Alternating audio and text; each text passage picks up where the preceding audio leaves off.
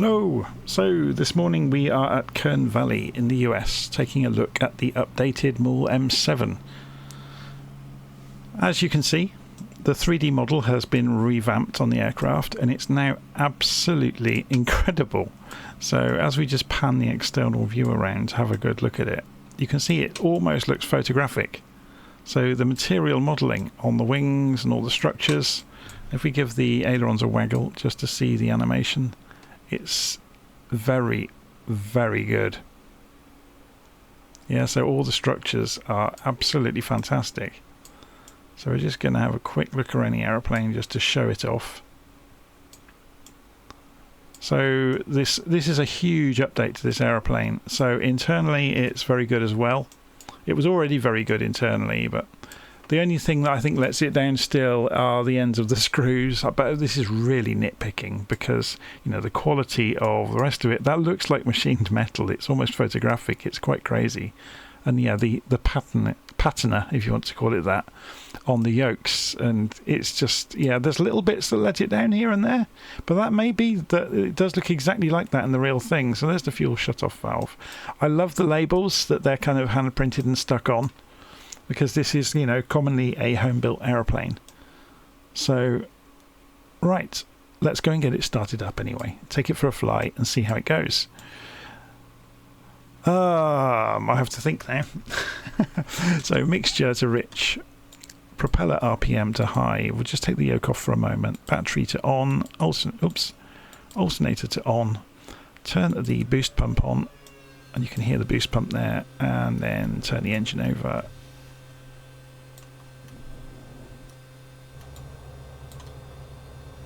Okay, there we go. So boost pump can come back off, and I didn't keep the throttle open far enough. So boost pump can go back on. So that just shows I'm running this on the realistic engine setting. So we're going to raise it up to 1000 RPM and then turn the boost pump back off and let it sit there for a few moments. And if we go and look at the gauges, you will see the cylinder head temperature is very slowly moving. The oil temperature is coming up. So it does pay to just sit here for a minute or two. We could run it up, you know, a higher RPM to get it to behave itself. So we can go up to 1500 RPM. Notice how slow the RPM reacts to the manifold pressure.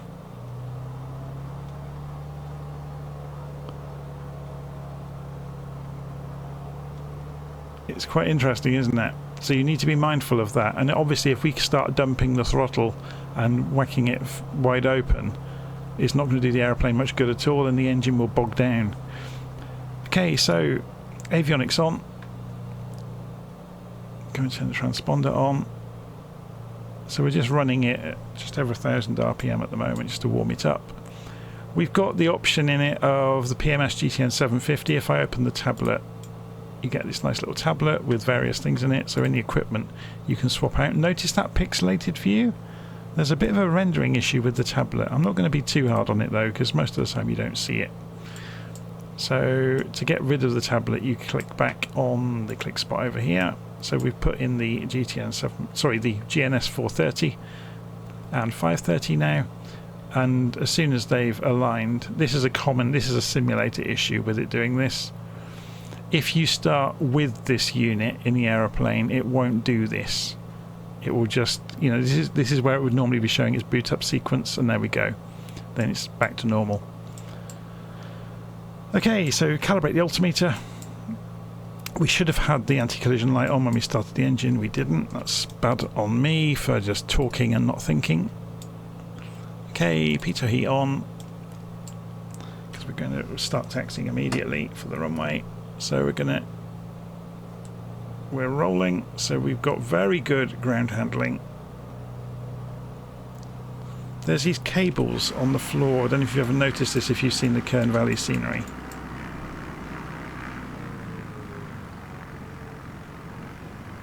There's cables, I think it's for tie downs for aircraft. So there's cables bolted to the floor across the parking areas.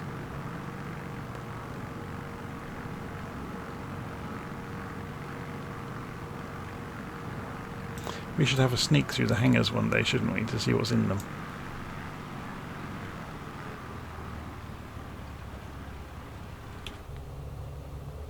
I'm just going to sit up and hold full back on the stick as we taxi down. Truck's going to get in our way, isn't it?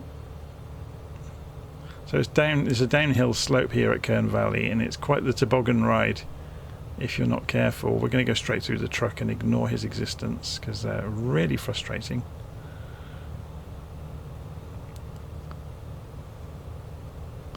So we're just going to take the M7 up for a trip around the local area, and we'll do a spin test. Full disclosure, I did a spin test earlier. It spins like a top. The flight model on it is now fantastic. So we're just feathering the brakes before we try and make this turn. Trying to do quite a wide turn. We were a little bit fast rolling in there. Okay, so push the nose down to get the tail off the ground. Got a pretty good rudder authority. Look, that we could control that really easily. So pull up, and obviously it's a stall aircraft, so you can really throw it around actually. So flaps up. Notice you can over rev the engine quite easily. So I'm at 75% throttle and it's just inside the red line. So if I pull back to about 70%, the RPM is sitting in the middle of the green area, which is great. Manifold pressure isn't an issue.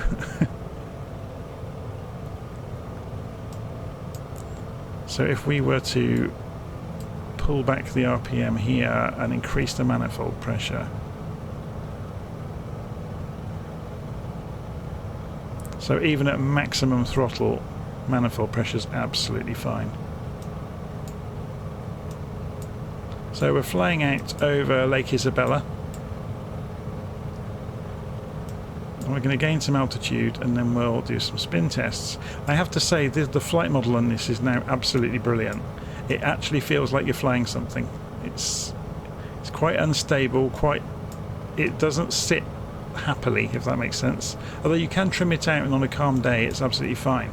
But once you get into kind of slow speed, it's obviously using all of the new toys with the computational fluid dynamics and the soft body modelling and P factor and slipstream effect. You can tell when you get into slow flight it starts to do quite predictable but quite dangerous things. Okay, so let's just carry on climbing. I'm going to pull the mixture back. I've gone through 4,000 feet now. I really want to do the spin test over land so we can see, because it will be like a fairground ride. It spins quite violently because it's using the full physics engine, or it appears to be. So we're going to pull back over this shore over here and do our spin test. So we're just coming up through 5,000 feet.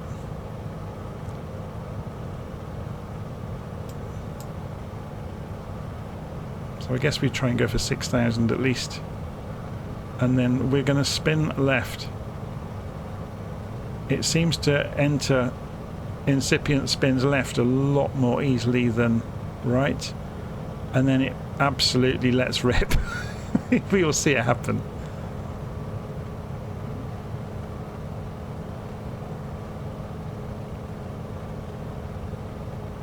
The general way that I've discovered, or the quickest way to get out, is just apply power, opposite rudder and nose down, and it will force its way back out of the spin, and quite quickly normally. Okay, we're just coming up for 6,000 feet, so let's cut the throttle back to 50%.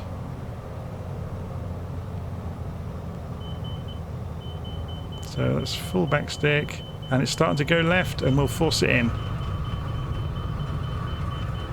And there goes the spin. Okay, so nose down, full throttle, opposite rudder, and it's not going to come out. Or it is at the last moment.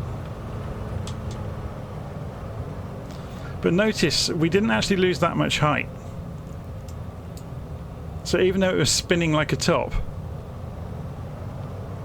and we would have been planted against the glass probably in the real thing, or thrown across the cabin.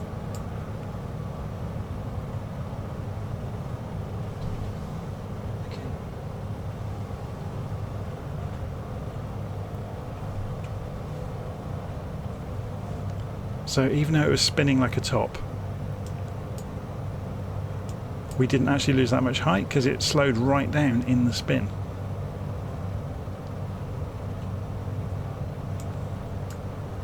Okay, so let's go and do some low flying over the hills around the area. As my daughter just popped into the room, that's why I suddenly got distracted. The only time I usually get to record any of these videos anymore is after about 11 o'clock at night. Of course, then that causes trouble with creating noise if anybody else has gone to bed.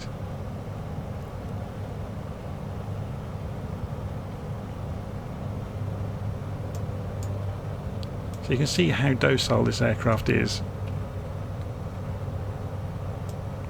Flying along. Is it in knots? I think it is, yes, it's in knots, 80 knots. So we're just coming back round. You can see Kern Valley's over here, so we'll fly around over the hills and dip back in and come in for an approach. So obviously there's no autopilot in this aircraft. It's very much hand flying, which I really like.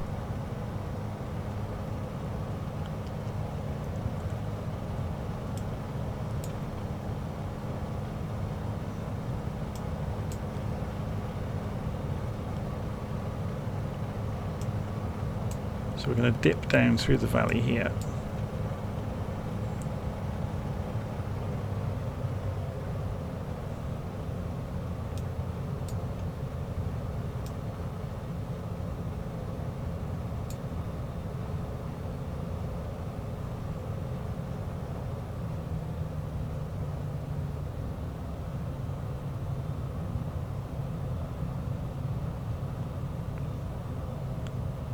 So just losing a little bit of airspeed now as we descend.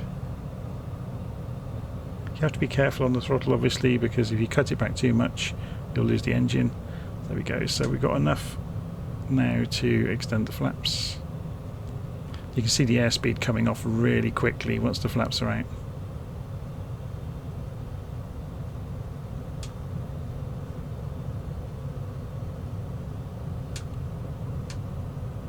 So going to full flaps.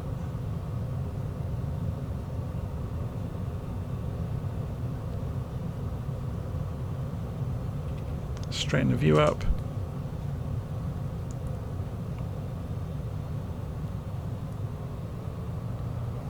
Remember, it takes a while because the engine's realistic. It takes a while for the engine to spin up, so you need to be mindful of that. Look, I nearly got into trouble there. Because obviously this is a STOL plane, so you can run at full flaps with a lot of thrust from the propeller.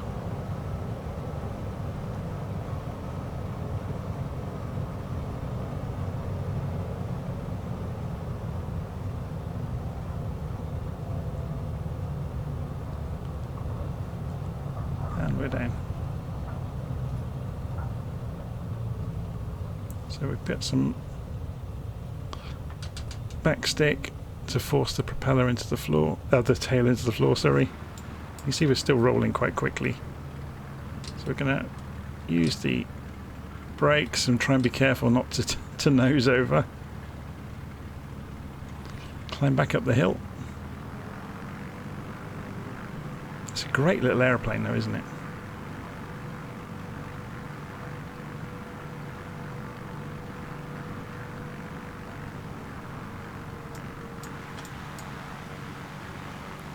So this is the Maule M7 that's just been updated. It was already pretty good, but it's now become very, very good.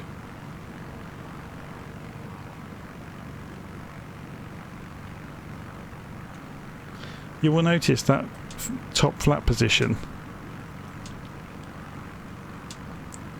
is actually lifted above the level of the ailerons.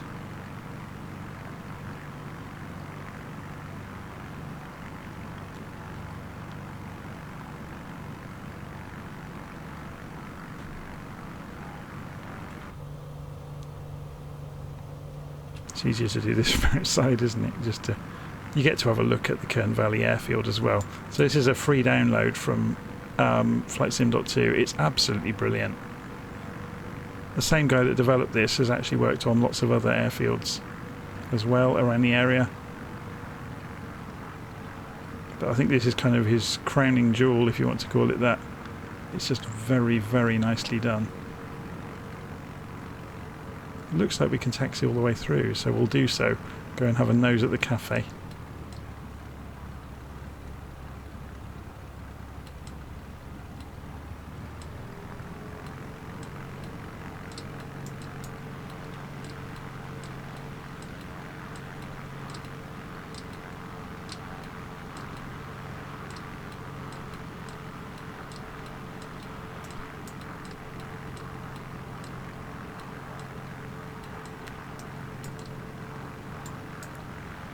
That's about as close as we're going to get to that hangar as I want to. So we're going to pull the mixture back, and that loses the engine. Obviously then we can just go and turn things off around the aircraft. Well, that's the plan anyway. Pitot heat. Nav lights. It's a bit of a job to get to the switches. Whoops. And alternator off, battery off. I should have done the avionics first. Alternator, sorry, magneto's off, shut off the fuel again, and we're good to go. So obviously lots of other bits and pieces around the aeroplane actually works. So you can unlock the doors and open them. Obviously you can play games because it doesn't use clipping at the edge of the body there, so you can play games with getting in and out of the aeroplane and walking around it if you really want to. So all in all, a fantastic update and a brilliant aeroplane. There's only one problem with it. I bought it, I already had it in Flight Simulator, and they offered me a free copy of it, and I wanted to get a video out about it, so they offered me a freebie. They didn't give me the freebie in the end, or they took a long time over it, so I went and bought it myself anyway from Sim Market. So the download came in from Sim Market and I installed it, and it didn't work properly. I couldn't flick any switches. Then I went and read the instructions, and I had to run the installer with administrator privileges. At the end of the installation process, a terminal window appeared for a fraction of a second with a lot of text in it, and then disappeared. There is nothing in the instructions about what that terminal window did, so it's some sort of DRM system. Now, I realise why developers are having to do this, because piracy with Flight Simulator is absolutely rife, and it will be everybody's fault basically if all of the aeroplanes have to go through the marketplace in the future to stop it. But even then, it probably won't stop it. Anyway, I just think it's a huge red flag. Having that terminal, I want to know exactly what that terminal what was running in that terminal window. I'm a software developer. You should never have to use administrative rights to do anything. But anyway, I'm going to leave it there. I'm not going to go on and on about it. I'm just really, really disappointed about it, because this is a fantastic aeroplane. Anyway, I'm going to leave it there. So that was the Maule M7 in Flight Simulator. So hopefully you enjoyed that. And I'll see you again soon.